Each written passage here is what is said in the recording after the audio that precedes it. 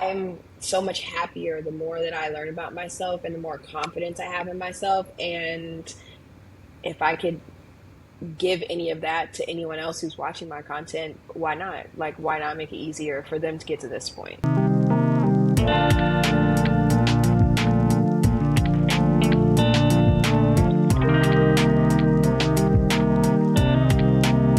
I'm very excited to welcome Deonna Tamia to my show today. Deonna Tamia is a brand strategist and content creator navigating life, beauty, and fashion as a 20-something just trying to figure it out. Since moving to LA in 2022, she's been documenting the highs and lessons of building her dream life while balancing a corporate career, the creative hustle, and staying true to herself along the way.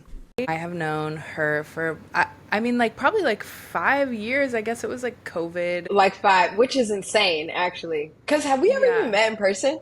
No, I don't think so. But her and I actually, we did an internship through the Multicultural Advertising Internship Program, which is a mouthful. Everyone just calls it MAPE. But we were on the same like team. You did strategy and I was PR, right? Yes. And now look at Yeah. us. And two, I remember my biggest takeaway from that project was when we were like, Saweetie should be a McDonald's ambassador. And then they started doing McDonald's meals right after that. So it's giving iconic, it's giving visionary. Exactly. We had the vision. As a little icebreaker, I like to do on Let's Have Breakfast before we get into the meat of the episode. I like to call this my coffee break questions. I want to start out by asking you to describe your aesthetic in 3 words. We're coming out the gate swinging. This is so Yes. hard. This is so hard for me because I don't know. I feel like I don't want to box myself in, but it's fine. We're not writing this in stone. My aesthetic. Okay, I think classic has to be in there somewhere because I do like I like a little tailored pant, a tailored jacket, if you will. But Yes. classic is in there. Funky though. I like something like it looks like oh, okay, and then you threw something in there. It's a color. This necklace has like Oh, randomly a love pearl that. on it. I love everything about that. Something funky, and then maybe not oversized because not all the time. And then we're gonna go effortless. We like a little Yeah. oversized, not too matchy matchy. She's threw this on. Yes, yes, and you do it so well. Like we're gonna get into all of the things about your style, but Ooh, yes, you always kill it. So I love to hear thank you. that. You are currently based in LA, so I wanted to ask, what is like your favorite breakfast or brunch spot to go to? Ooh, okay. If we're going chill, probably just home state. Pick up a quick little taco, band taco preferred on my end. But if I can actually sit down, I'm a brunch girly through and through. So met her at a bar. They do brunch. Um, and then they have this Thai style chicken, but instead of getting it with a waffle, you have to get it with I think it's like oh wow French toast or something. There's like Nutella, berries. I love a sweet and a savory for brunch, so it's like the Okay. perfect combo. Yes, I love that. Cool. And then, final question out of the coffee break. What kind of Sunday girl are you? Do you like to lounge and chill? Do you like to be, out brunching and be turned? Like, what's your vibe? Oh girl, we are not turnt on a Sunday. The most turnt we're getting on a I like my Sundays to feel like a Solange song. Okay, we are resting, we are resetting.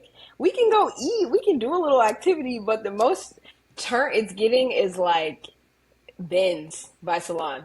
Yeah, That's it. that's real We're, because Sunday scaries are real. girl, girl, and they do be scary. So yes, we are vibing or resetting. It's my yoga day on Sundays, like meal prep if I'm forced.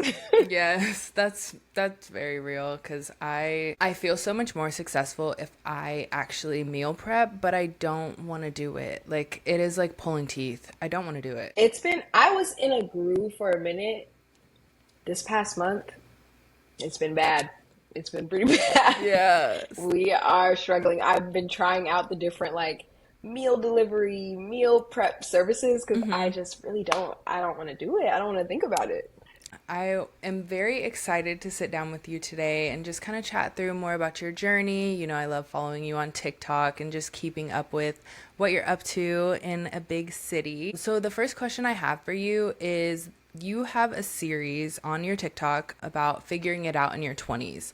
Can you tell me more about what inspired this? Yes, I mean, I like to joke that I'm an older sister, and that's my entire personality. Mm-hmm. But what I think what I really mean by that is I like sharing what I learned. Like I don't think it has to be as hard for the next person as it was for me.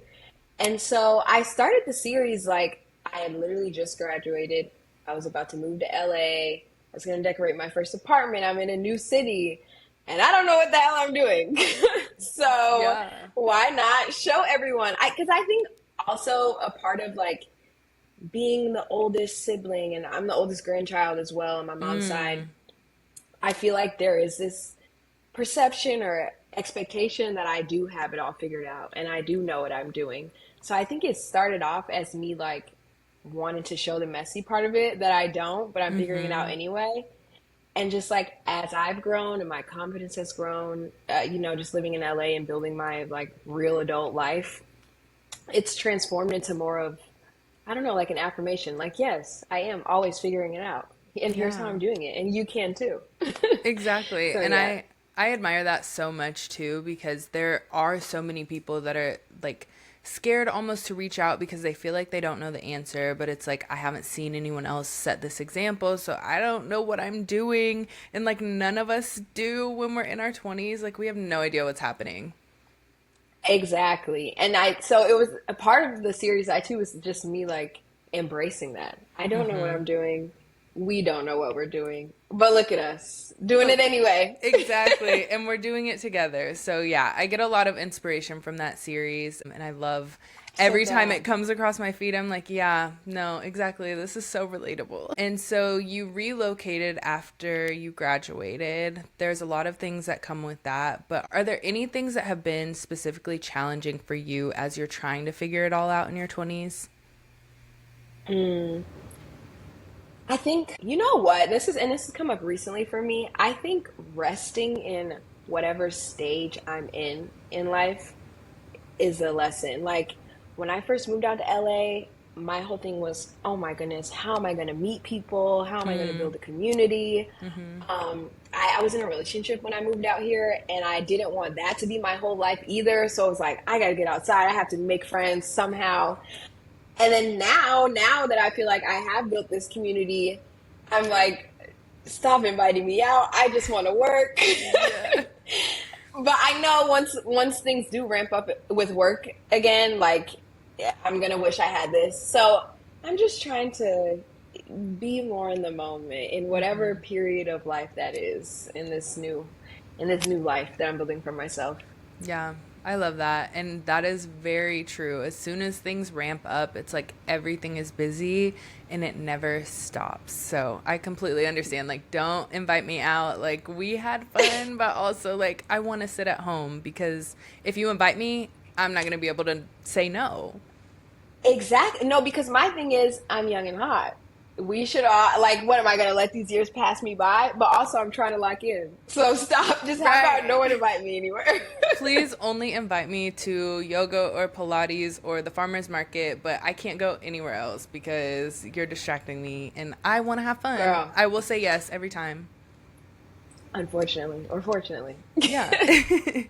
It's all for the plot. So, you're figuring it all out in your 20s. What has been your experience from transitioning from undergrad to post grad life? Because I know there's like kind of a big shift and you made a big move. So, like, what did that look like for you? Trial and error. I don't know. I feel like I've tried every morning routine. I've been having so much fun trying different workouts and seeing what sticks, what I like the most, etc. But yeah, I feel like a lot of it is just testing stuff out, throwing stuff at the wall. I don't know. In terms of the worst transition, I would say was probably going into the office more regularly because I worked remote for 6 months before I moved. If anyone is negotiating post grad, 10 out of 10 recommend. I mean, I know you want to get out of your parents' house, but like the security of setting yourself up, I would not trade for the world. Um, but yeah, so I had been working remote for 6 months. My last year of college was basically remote. So when I moved to LA, it was still kind of optional. Like, come in if you want. But of course, you want to go in and meet people. It would bring me so much anxiety. I Mm. mean, so much anxiety. Because I think if we're just being honest, corporate America, there is somewhat of a performance that goes along with that. And then also, the industry I work in, the company that I'm at, it is a little bit more casual. But even that was a source of stress for me because it was like, can I actually be casual as a black woman in corporate America and be taken Mm-hmm. seriously in these spaces?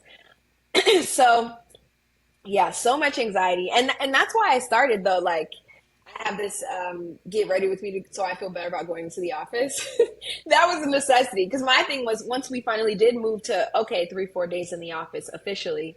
If I'm going to be here, I can't be dealing with this anxiety all day. I can't be worried about how I'm showing up. So my approach was like, let me start the series and share my journey of like finding my personal style in corporate America to Mm-hmm. help ease my own anxiety and just like, I don't know, add a source of fun to going into the office because I do have fun like picking out outfits. Yeah, no, for sure. And that is actually like one of the things I wanted to talk to you about.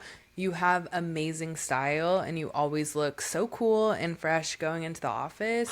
So I'm Thank you. wondering, like, you talked about some of that anxiety and like not knowing if you could actually show up and be, casual like your peers, like being a black woman. How do you stay true to yourself while balancing kind of those pressures of like corporate life?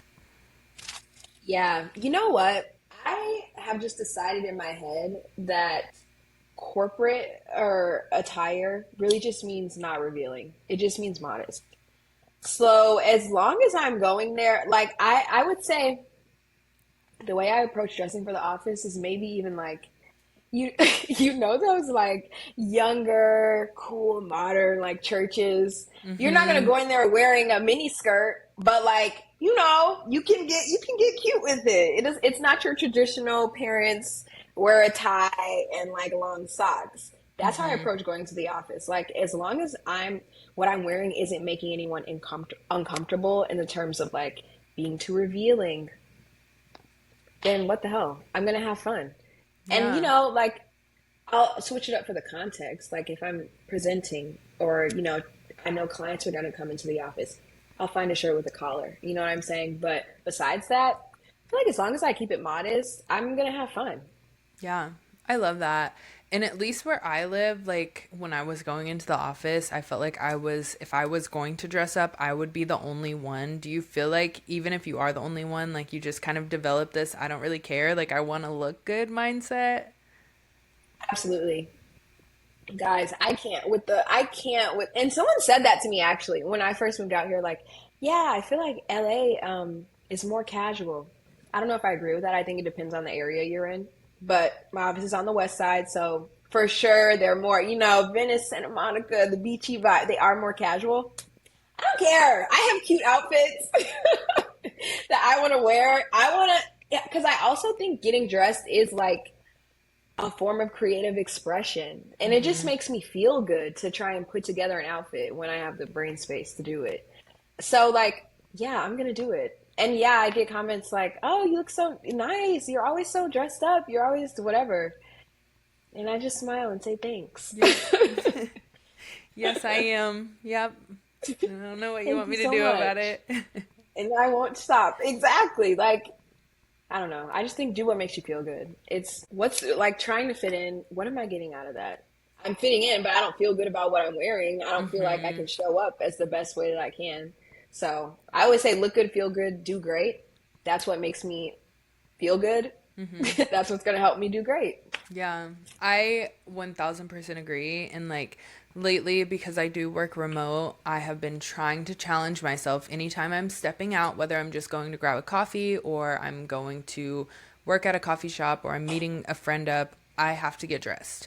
And dressed is like no sweats, no, like just any old t-shirt. Like I can wear a t-shirt if it like, goes with the vibes and the If it's the outfit, but vibe. like, yeah, I have challenged myself and I do feel a lot better because I'm like, okay, I'm putting effort into how I look. Like even if I'm not doing a full face of makeup or like whatever, I'm like taking the time to think about what I'm wearing and like making sure I look good. So, I feel that.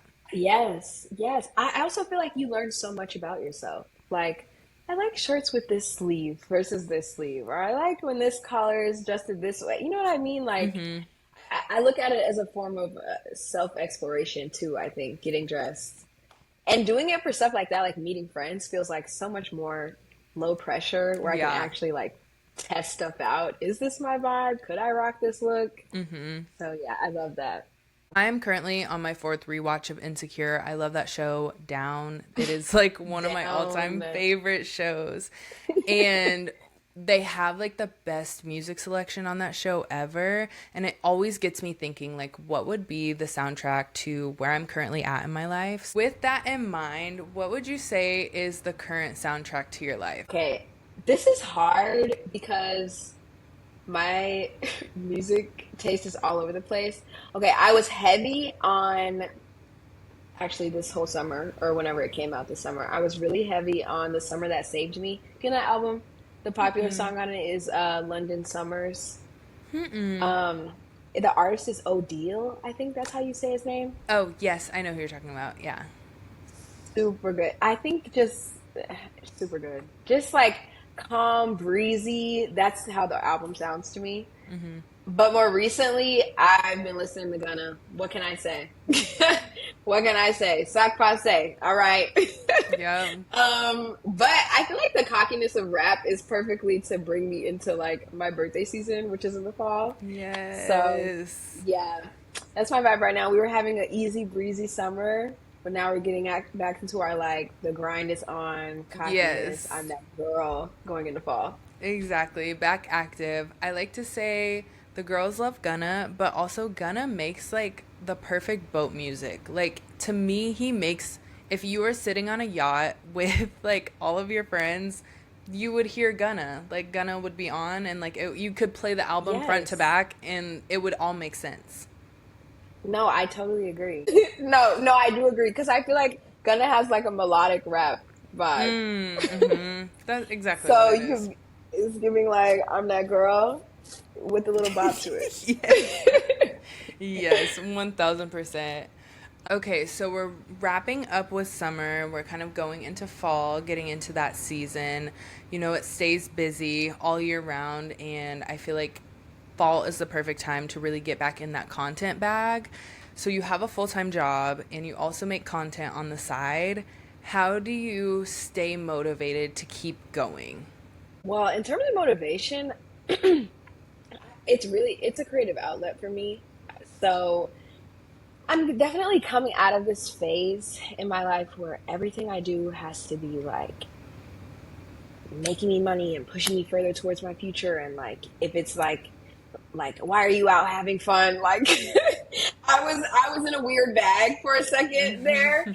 But now I'm coming back into like, no, this brings me joy, so I'm going to do it. And that definitely motivates me with content creation. Like it brings me joy to edit videos and like I don't know, I just get to be creative while I'm doing it, so that's part of it. And then the other part, I think just like what motivated me to start in the beginning, like I'm so much happier the more that I learn about myself and the more confidence I have in myself. And if I could give any of that to anyone else who's watching my content, why not? Like, why not make it easier for them to get to this point? Yeah, I love that so much. And I think that's what people who aren't necessarily making content don't realize is like you're learning a lot about yourself throughout the process. You're learning you like to edit videos, or Yes, you're learning you like to like talk about what you're going through or be expressive in this way. So like I think that's a great tool to stay creative. totally, totally. And it's also nice to, like, I feel like now putting stuff on social media, it comes with such a stigma, right? But also, like, I get to look back at all of that and I can see my growth in real time. And that feels really good too. Aside from like helping others grow, like, I can see it in myself.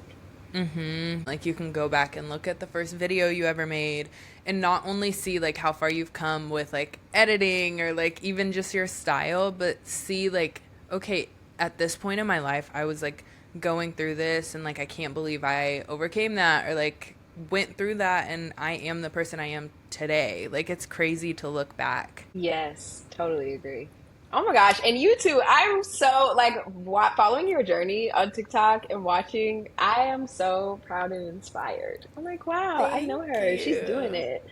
Thank you. I feel the Yeah. same way. Like literally, I'm so serious when I say the figuring it out in my 20s. Like every time I see that, I'm sat. Like, okay, a I'm new glad. episode. Exactly. I love it. So kind of wrapping things up here, what is something you wish you learned earlier on in life? Mm. All right, so we had this big move when I was younger. I think when I was about to be in middle school, maybe, from like the city to the suburbs. And in that transition, I became much more of like I'm really shy when I first meet people. I'm more observant before I show my personality. And I started growing out of it in college, but really, especially since I graduated, I think I've grown out of that. And I want, if there is another like, oh, shy, observant at first before you get my full personality girl out there, I would just suggest like, I don't know, doing away with it. Be an active participant in the observation, right? Instead of like going into a room and peeping the scene and checking everyone's temperature before you give yourself permission to be who you are. Like, just go in there, be who you are. I have so much fun when I enter rooms and I'm like, I'm going to try to talk to everybody or, anybody who looks interesting to me. And I am playing an active role in the observation. Like, am I vibing with their personality? I feel like you can find your people much faster if you give yourself permission to just boldly be who you are in any space that you enter. Yes, absolutely. And I was never shy as a kid, but I feel like kind of COVID and like college, that kind of phase did a number on me to where now as an adult I'm like, oh wait, no, I'm actually not shy. I can go and talk to these people and network. Like I'm a Leo. Like I don't know where it got lost in Yes. translation. Like Yes. No, and I feel like that's the thing though. Okay, secretly, maybe not secretly. I'm really into like health, wellness, mindfulness. Whatever story you tell yourself in your head, that's your reality. Like whether you know it or not, you are going to work so hard to make that true. And I think when I first moved to LA and started at this new job, it was like, oh, I'm more shy at first. And so that's how I was showing up at work versus like, no, I'm not shy. I'm just here doing my work. Like I'm just being me. I can yeah. turn it on and turn it off. I can be outgoing when I need to be.